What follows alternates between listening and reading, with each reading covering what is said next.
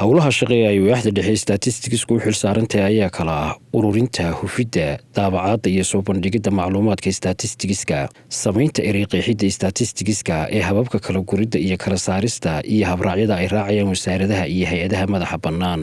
waxaa kaloo ay ka howlgashaa horumarinta iyo isuduwidda, sidoo kalena kormeerka dhammaan howlaha statisticska ee waddanka ka socda. waxaa qof walba uu ka dhergsan yahay in ummad walba horumarkeedu qorshe ku salaysan yahay. qorshahana waxaa asaasi u ah in la helo xog sugan oo la xiriidha qaybaha kala duwan ee horumarka. wasaaradda qorsheyntuna waxay qaranka mas-uul uga tahay inay sameyso qorshayaal ku salaysan xogtaas oo ay si joogto ah waaxda xogta wasaaraddu ay u ururiso xog lagu isku haleyn karo, xog mar walba cusub oo waqtiga loo baahan la soo ururiyo, xog ku salaysan aqoon iyo xirfad. taasa asal waa asaas waa gundhigna waa horumarka.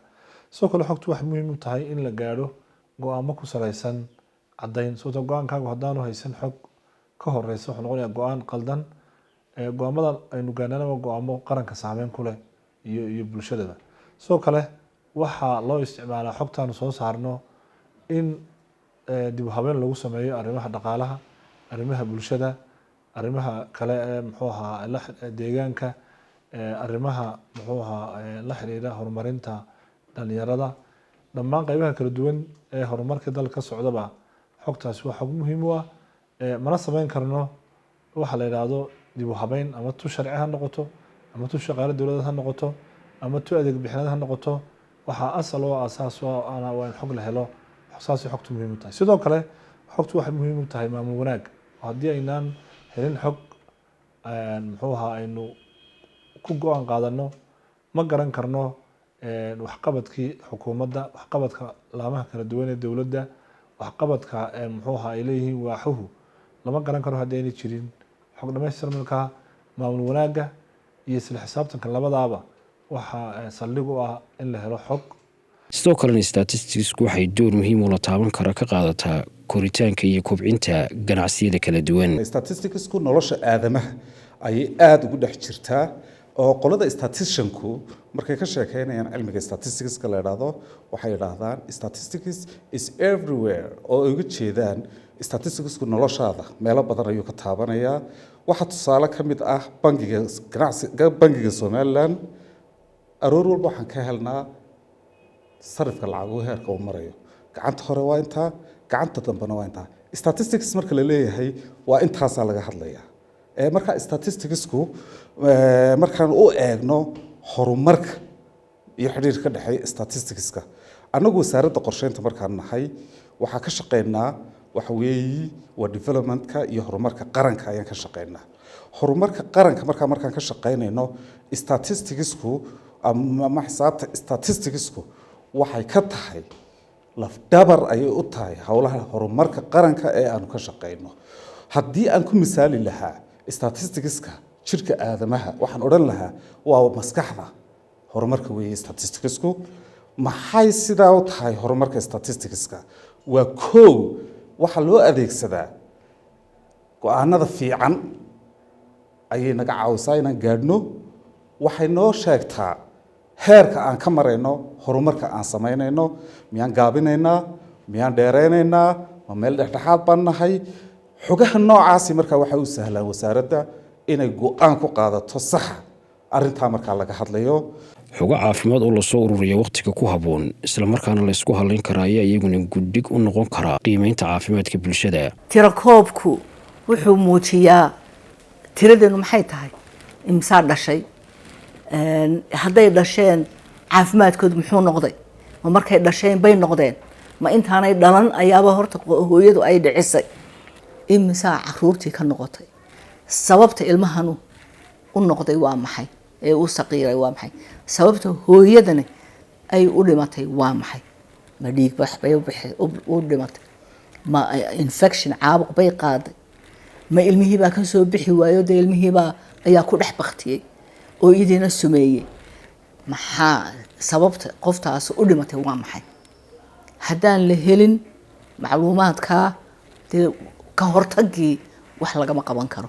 seena looga hortagi karaa dee cisbaalladii qalabaysan sidee looga hortegi karaa shaqaalihii oo tababaran, sidee looga hortegi karaa shicibkii iyo tiimkii caafimaadka oo wada shaqaynaya. muhiimadda ay statisticsku u leedahay horumarinta dhaqandhaqaale ee bulshooyinka adduunku waa mid lagu tilmaami karo in ay tahay furaha loo adeegsado horumarka. dalkeena marka la eegana waxaan odhan karaa xogtu maanta muhiimadda yeelatay waxay qayb xitaa ka noqon kartaa in Somaliland aqoonsigeeda ay wax ku biiriso. sidee wax ugu biirin kartaa?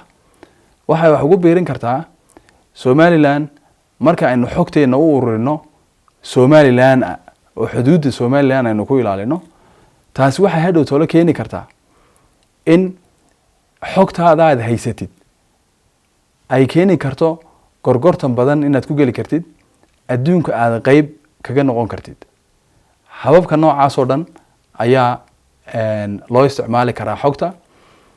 waxaana wanaagsan dadka bulshada reer Somaliland laftigoodu marka ay dowladda ama institutionka kale ee sharciga haysta ay u yimaadaan iyagoo xog ururinaya in uu qofku xogtiisa runta ka sheego, taasi hadhow talo waxay noo sahlaysaa in adiga dib kugu soo noqoto, caafimaadkaaga qayb ka qaadato, dhaqaalahaaga qayb ay ka qaadato, arrimaha bulshada ay qayb ka qaadato, nabadgelyada ay qayb ka qaadato.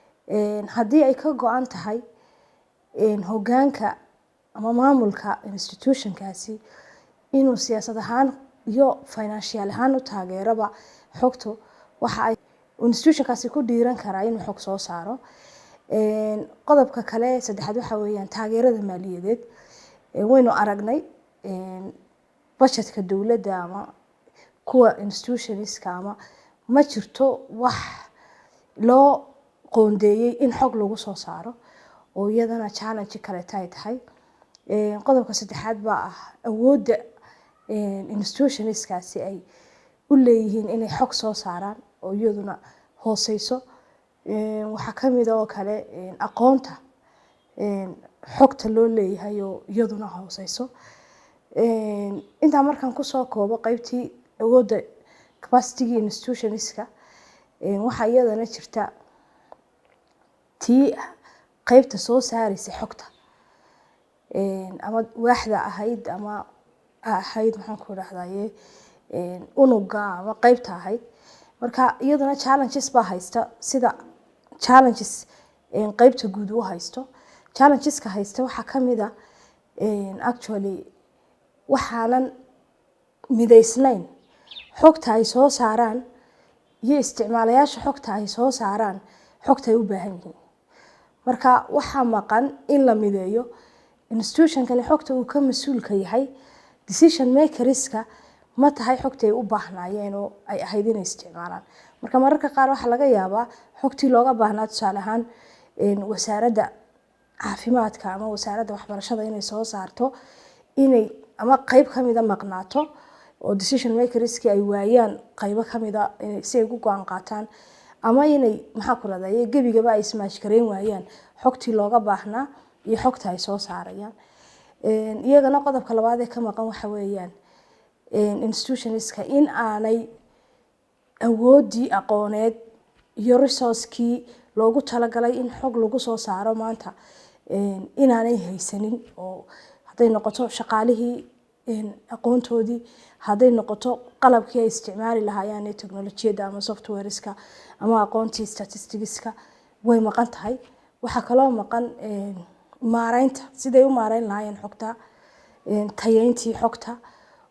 waxyaabaha kale ka maqan waxaa kamid ah siday ummadda iyagoo ableeyey ugu soo bandhigi lahaayeen habkii warbixinaha xogta loo diyaarin lahaa, habkii loo baahin lahaa iyo sidii loola wadaagi lahaa dadka u baahan xogta.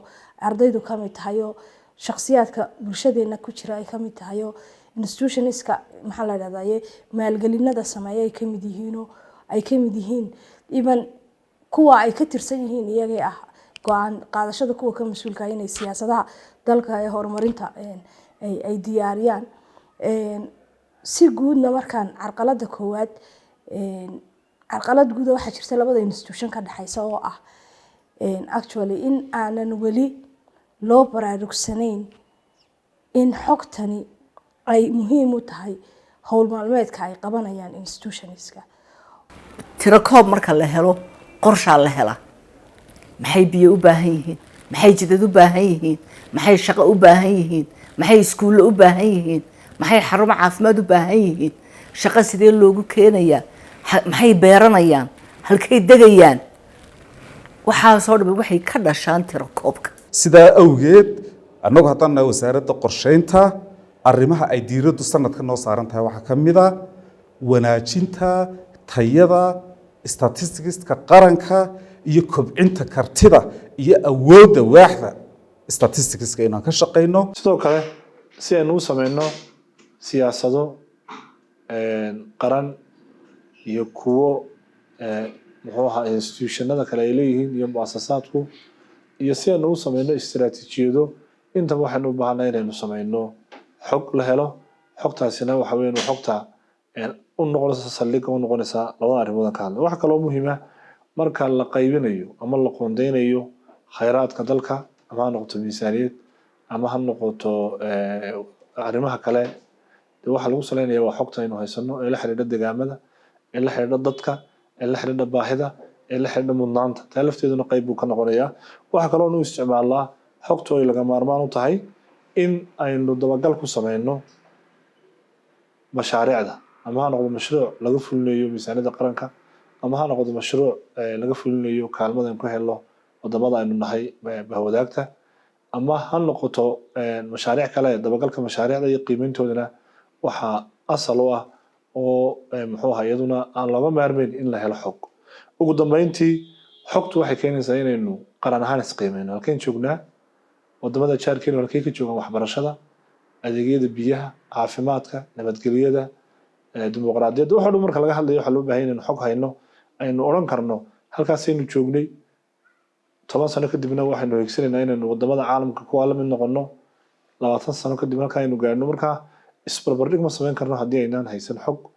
marka lasoo ururiyo xogtu waa miftaaxa ugu horeeya ee horumarka ummad walba sida ay u haysato xog dhammaystiran ayay u maamuli kartaa khayraadkeeda una qoondeyn kartaa u daba socon kartaa u qiimeyn kartaa hadhowna u ogaan kartaa ma gaadhay yoolkeedii mise may gaadhin. asalaamu calaykum waraxmatullahi